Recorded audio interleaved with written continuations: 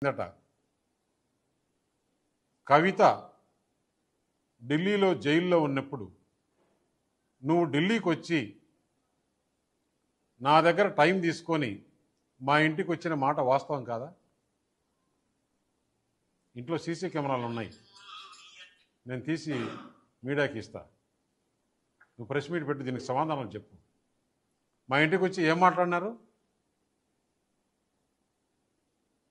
మేము చేసిన అవినీతి అన్నీ కూడా ఈడీ సిబిఐ రాకుండా, లేకుంటే కవితను బయటికి వదిలేదానికి ఏర్పాటు చేయండి. మేము బీఆర్ఎస్ పార్టీ దేనికైనా సిద్ధం.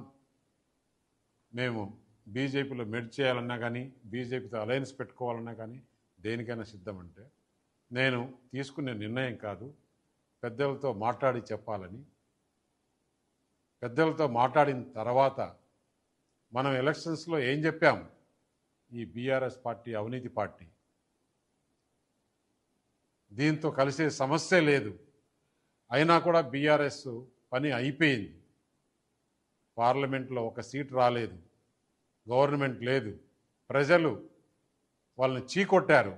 అటువంటి వాళ్ళతో మనం కలిసే సమస్య లేదని చెప్పిన తర్వాత నువ్వు ఎంత బాధపడి